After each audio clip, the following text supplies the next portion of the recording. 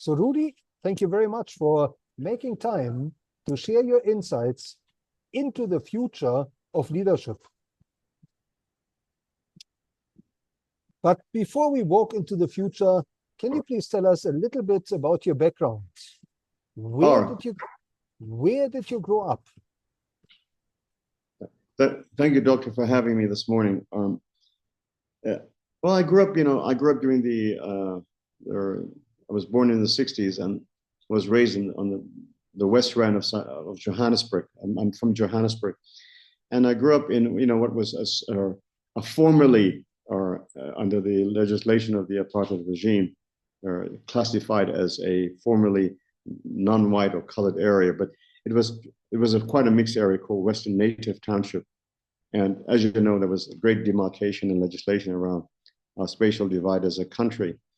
And I had, both my parents, my mother was from New Clare and from an Indian family, and my father was from an African family, Tswana family. So I was this melting pot already that we in our family. And I grew up in the Western Township and went to primary school there. My father at that time, at a very, very young age, Dr. Nick, was an entrepreneur, and started buying up businesses within the townships. And my mom was his support. So they were partners in the business along with my grandparents. I come from a very entrepreneurial family on my father's side. My mother's family is much more of what you'd call, almost middle class, because they were mostly teachers. My grandfather from India had come as an engineer, and my grandmother was a pianist on that side. So the diametrically opposed two families, but interesting diversity that influenced me a great deal. So I grew up among this sort of background or milieu, as you would say. Yeah. And Rudy, did you have a dream career when you grew up? Yeah, in my circumstance, I had a dream career at a much early age, as I described to you that, I had parents, and I had, on my father's side, was an entrepreneur, and I could see my father being ambitious, and my mother being next to him as the accountant and very good with math. And so my mother actually was supposed to go to medical school, but didn't get there. And she passed matric, and some other things happened that kept her from going there. My father was an entrepreneur coming from his family. And on the other side, I said to you, my uncle at that young age, on my mother's side, her brother was a deputy principal. So I used to see a lot of books in his library. My father read the newspaper. So there's always conversation about reading and thinking around business at a very young age. So you were shaped to think that you were going to do something in your life. And my father inculcated that a great deal, that I would be educated. And the dream career was a lawyer, was a lawyer. Because what influenced the dream career, I think, is at a very early age, witnessing the tentacles of the apartheid regime. And I witnessed one very vivid experience with my grandmother being picked up, my father's mom, who was Tswana, being picked up by a large truck among other people because she never carried a pass. So that automatically brought something to my attention. I was not 10, I was not 11, I was not 12. I'm talking about being 5, 6 years old, witnessing this. So that engagement led me to ask my dad, what's transpiring? Why is this happening? So a lot of that conversation happened within my family regarding my thinking. So at school already, I had this influence. And I remember at primary school, writing a sort of a pen pal letter we were asked to write a comprehension or a letter to a friend abroad. And I wrote to a friend abroad, let's say Australia, I think, explaining the country's political background and history and what's transpiring in South Africa. But why I say that is because that influenced me a great deal to say that I need to be educated and have a career. And so the dream career was going into human rights, justice, and so forth. And law was the obvious choice for me. Now, Rudy, you mentioned the influence of your father. Who else inspired you? Who else inspired your leadership outlook early on? Look, the environment I grew up in, first, my father was a very big inspiration to me because I saw how my father dealt with the world that he was engaged in. For example, my dad was now in business. I would call him a proper business person, having stores, having to buy fruit and veggies from the market, other dry goods and so forth, and my mom doing the books. So there was a constant to and fro engaging other business people. So I was always with my dad. So you could witness this conversation and his posture. And so in our neighborhood, we also had, and my mother was also a very big influence because my mother had always bought us books to read as kids and so forth and encouraged that. And never a time in my upbringing did my father, when asked a question, would push me away. Or whenever my father or my grandparents were in a business meeting, would my father say I should leave the room. It actually affirmed that we should stay with them. And the family was always very surprised. So that gave me a very good insight to leadership at a very young age. And my dad's leadership towards people or his behavior, why I use my dad as because I've seen a lot of his kindness, caring, and strength in talking to other people. Another person that influenced me a great deal was we grew up with a very famous poet that's now late, Don Matera, who was a wonderful poet during that period and lived in this neighborhood and was always encouraging in conversation with me and my family and others in the neighborhood, talking politics, literature, and encouraging us youngsters to read and to think and to learn and to become something. So that was a lot of my role models. And I mean, I remember my family always speaking like this, doctor, is that our kids are going to be educated. They're going to have careers. So that influence was strong upon me. Now, Rudy, today you are a global leader. You've been leading across 3 continents. You're the founder and CEO of the Mega Water Corporation. Looking back over your career, are there any turning points that where things could have gone different? Yeah, look, I mean, I like that you said the career has had a span across 3 continents. I mean, I think your turning points in your career starts quite early for me. So I think the opportunity to have gone to the United States to complete my schooling and an undergraduate and then enter law school, all those stages, I had a very definitive I really believe that I'm going to be a lawyer. So as an undergraduate, I mean, I had the encouragement of my professors, had access to learning. I mean, schooling in America for me was fantastic. It was a great opportunity because, the country offers as a great educational country. And going to law school, and particularly in Washington, D.C., was a very big turning point because Washington is a city, one of the capital of the United States, but also it's a global city. You have just not the American government or Congress, you have international institutions, organizations. So the professors that teach us there are quite global. So that foundation was a very powerful turning point because it says that you're accomplishing your career, your academic career, which is the foundation for you to exercise your interests of justice, thinking, human rights, the concerns that you've had, in your historical circumstances that have shaped you. You now have the opportunity to and have some tools. The intellectual tools are very important. So, Rudy, what would you say is driving you today? What drives me today is what's always driven me, and that is to have a life of significance. And what I mean by that is that I'd like to do something that is excellent or outstanding towards my society, to my community.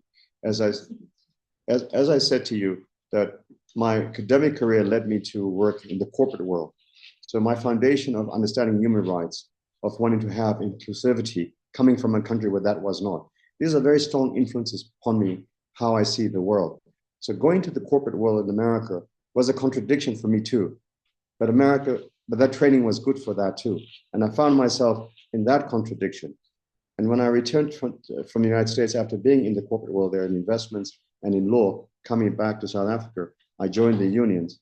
And even though I joined the law firm, I was asked to join the unions, and joining the unions assisted me in defining my interest in justice and human rights, albeit in the world of business and transactions. That was always a powerful interest of mine. And the international work I did had a lot to do with advancing the well-being of the human being, the well-being of our country, a platform advancing business inclusivity, human rights. that's a tapestry for me. If you look at the mega water, that's a powerful turning point because water represents a form of justice, a form of human rights, it's quite important to our civilization, as is healthcare, as is human rights. And so I've always had this ability to weave these themes in my career, whether in the corporate world or with labor or with, say, private equity. Now, Rudy, looking into the future, and I know it's a big question, but what does the future of leadership mean to you? Look, I think we're at a very we're at a crossroads on our universe.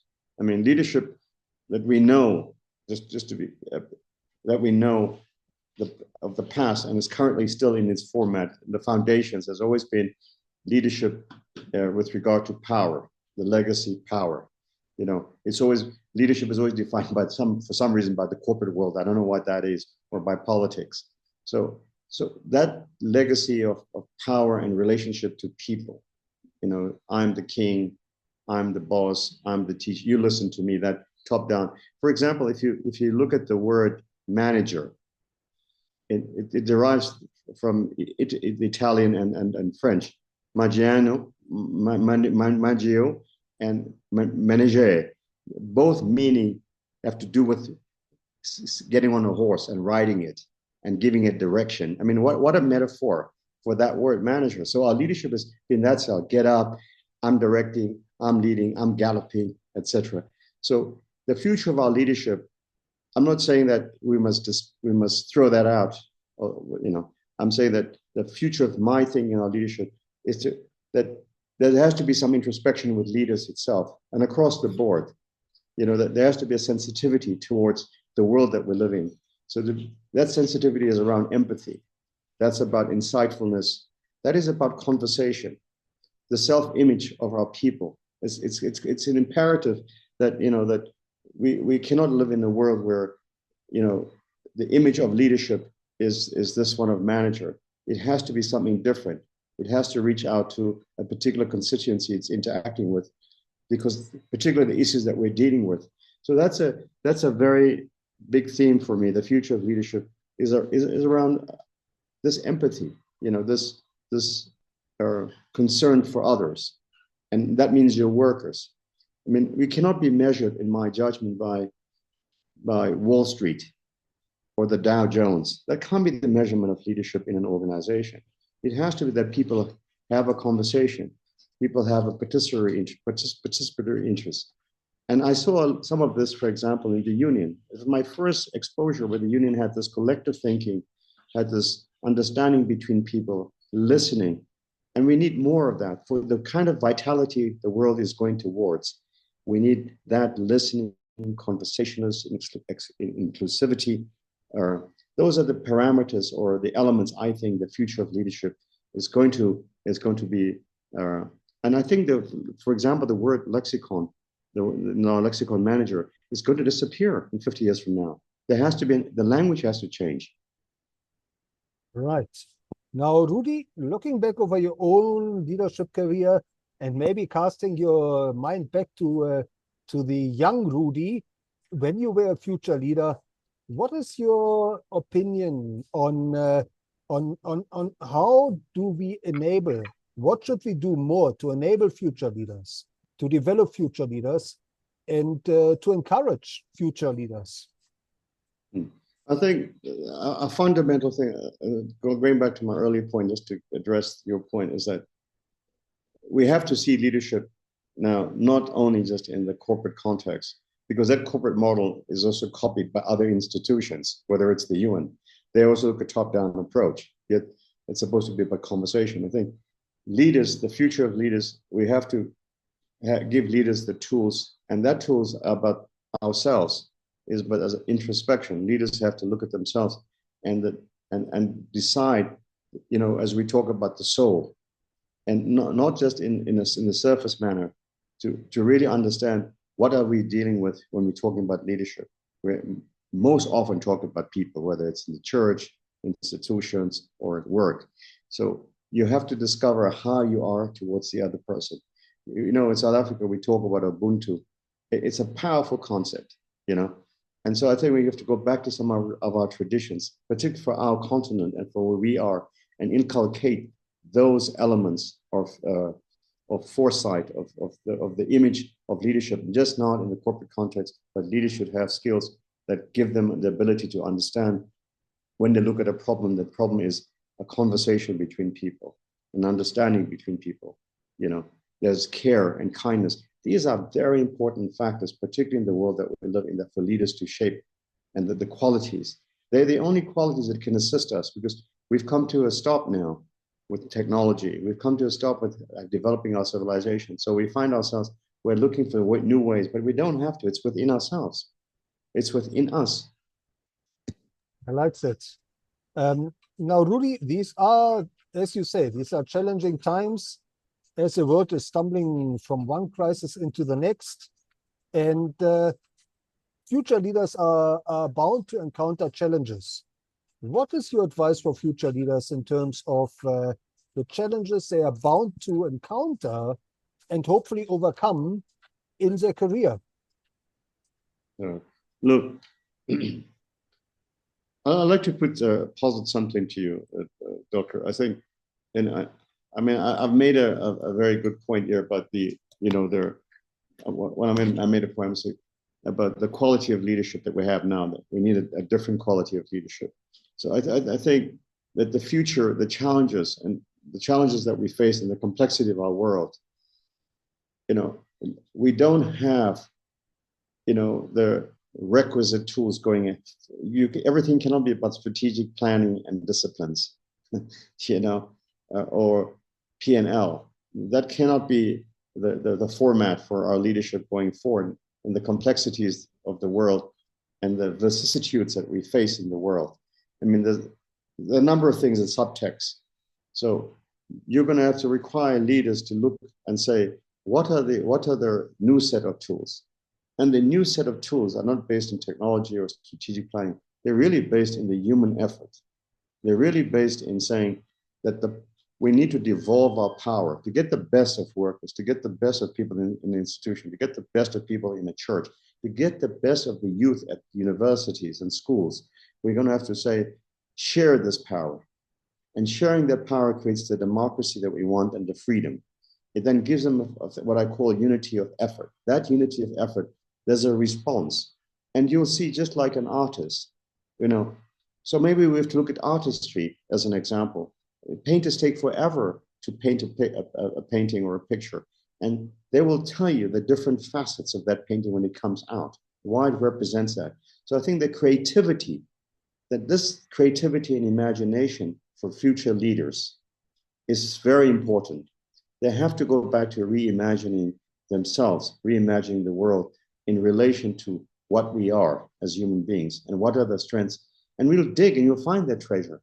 If we have invented AI, because we're inventors, we're innovators, we're thinkers, so we can go and dig deep, and that treasure will come back and find us, you know, to lead people in a different path, to lead the world in this, as I, you know, my subtext to you, and you know that I love talking about this, in the contradictions that we face. Because we face significant contradictions. So we have black and white leaders. We need leaders who can deal with the contradictions. And to deal with the contradictions requires sensitivity, requires to understand inclusivity, to understand imagination, or to imagine what is it like to be on the other side or the opposite side. So I think those are the elements that I think are important for me to see leaders in the future adopt. So, Rudy, as a senior leader, if you were to design a curriculum for future leaders, what are some of the key skills you would want to factor in and maybe teach? Yeah, I think a fundamental thing would be about language. Yeah, I think you don't want to dismiss the past because we've come so far. I mean, we've had an industrial base, a military base in the last generation, which defined our leadership, which then defined the industrial complex. So people are under that guise. Now we're in a different world where technologically we've been advanced, we've shaped the world differently, and mainly maybe it's Northern Hemisphere. So I think the first thing is that we have to change language, because language is quite important, and that's across the board. That's really across the board. Change the language, the lexicon of how we deal with that. The second thing I would think is that the elements of what I'm talking about, and they're not soft elements, to look at leadership in the context of us as our humanity, in the context of what makes us different to the animals. Why is it we can be so inventive and yet so destructive? So, and the same kids we teach at business school, using that example, they go out and become corrupt, they become successful and do other things. They say, was that really a leader, or become politicians? Was that really a leader that was shaped by a business school of note? So at the same time, we've got to shape the minds at business school, and on a different platform. And as I said to you, language for me is quite important. Understanding our humanity, and compelling them to understand that your humanity comes with freedom, and that freedom comes with more than accountability. It comes with imagination and creativity. That the problems we face in the world, you will have to deal with them.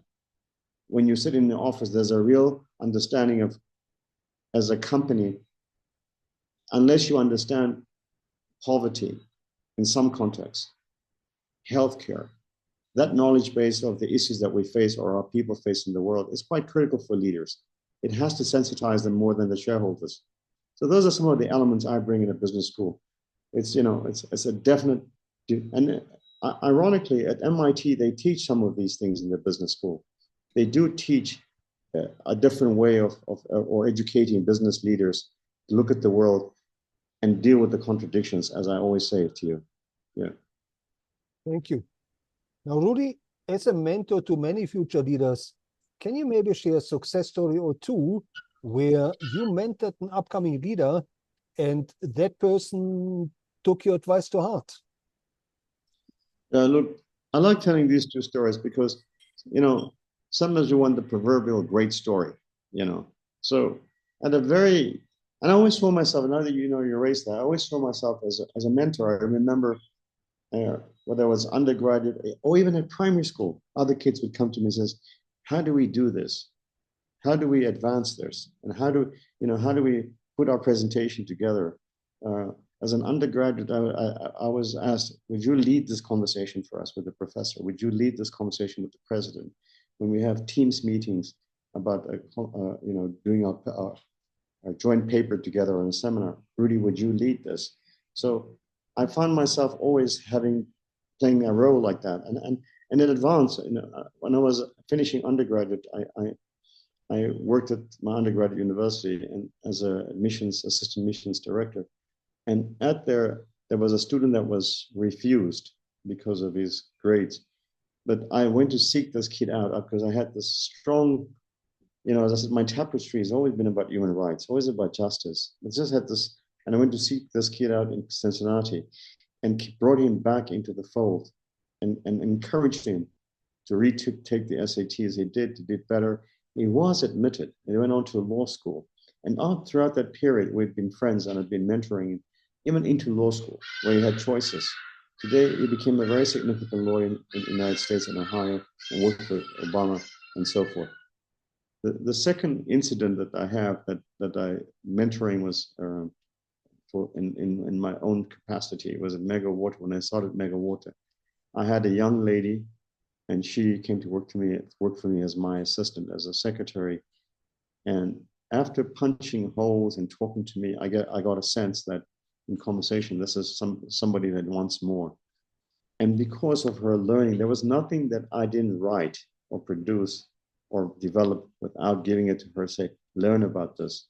And I would exchange till early hours or late hours of the night when we worked late, sharing conversation with her and about water.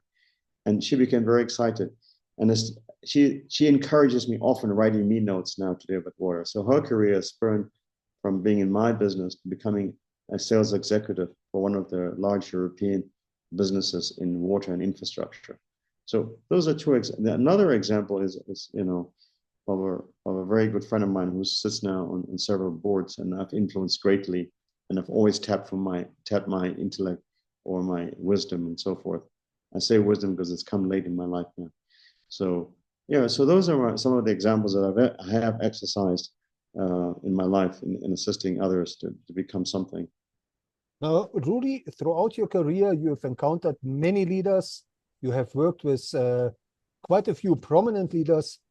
Are there any leaders or role models of leadership that you've encountered that you would recommend future leaders should learn from?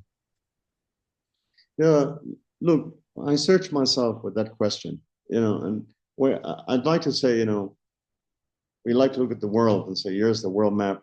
This is a great leader. So and so is the great leader. But you have to say to yourself and ask yourself, what are the people that really influenced your thinking, truly influenced your thinking? And by what I mean is people that have said to you, you belong to be part of this. You've got to make these changes. And I remember, to be honest, when I came back to South Africa, a few people that were very significant to my thinking. You take a gentleman like George Bezos, yeah, fantastic human rights lawyer. I mean, throughout his career, him, Arthur Chaskelson, and a few others, Dr. Muhammad, the former Chief Justice, all sacrificed greatly. I never met another hero of mine as Brown Fisher. But if you look at these people's lives, they really made big sacrifices. It's not about the money. They made sacrifices for themselves against a very evil system. And that you've got to give a lot of credit to. I mean, I'm impressed with those jurists, and how they shaped South Africa's human rights law and thinking, and influenced. We are here today. People would say because of X, Y, Z. I say we're here today because there were people who did the hard yards, and these people did the hard yards. The person that I want to bring to your attention, that somebody that has really moved me over the years, and I don't often speak about it, is Bishop Tutu. Bishop Tutu's life is an exemplar of leadership in any world, whether it's in the education field, whether it's in corporate, whether it's in politics. Bishop Tutu showed a number of factors. He showed resilience. He used the foundation of the scripture. He was able to interact with world leaders. He was able to interact with the evil apartheid system of this country. He was able to traverse so many worlds. And the fundamental thing about Bishop Tutu, yes, his integrity, yes, his truth, but he was so authentic about the righteousness of people. You've got to look at that. And I look at myself and I said, it's not, when you look at yourself, where do you want to end up on the scale? I want to end up on the side where I've moved the needle on the righteousness in being part of that, creating an inclusive society, you know, or society that's brought a bit of more justice and that sort of thing. And I want to be true to myself. I don't, I think, be honest, I don't aspire to be known as a billionaire, even if that happens, but I aspire to do something very significant, such as these men, you know. So that's somebody that I think a great deal of Thank as you.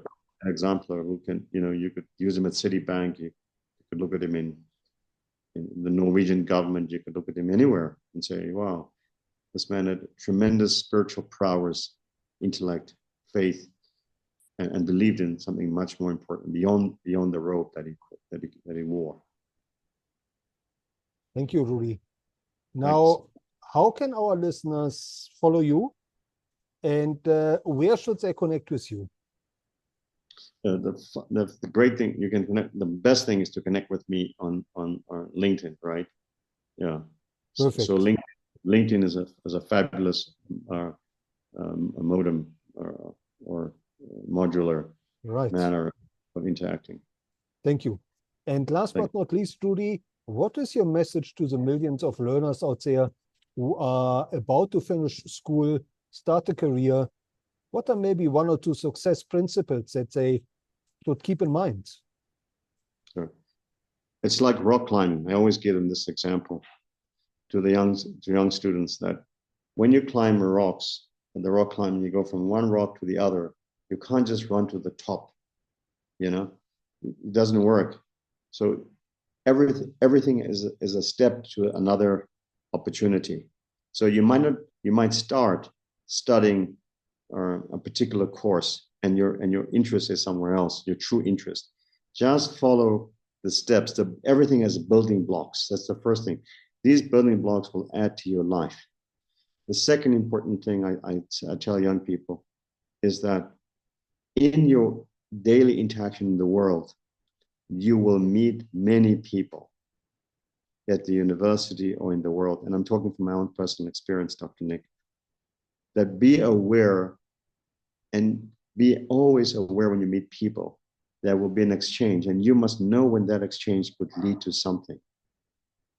That's very vital. In almost most of my life, it's been like that. The interaction with somebody brought me and met somebody at Table Mountain that got me to the United States. How interesting. It's another story for another time. So and the universe gives us these interactions, and particularly when you're young, you'll meet many. Just know that when the opportunity arises, that you make good with the person you meet, or so forth, or in the institution. So look out for the opportunity, but do not give up. Stay with the building blocks. If it means becoming a teacher, then becoming a lawyer, it's okay. You will get there. It's building blocks to where you want to get. Yeah. Thank you. Thank you so much, Rudy, for sharing your insights and your wisdom into the future of leadership. And if I may say, for inspiring us to higher thinking. Thank you, sir. No, I thank you for having the opportunity. And it was always marvelous having this exchange. And it's also good for me to breathe. This is breathing. It's good to share.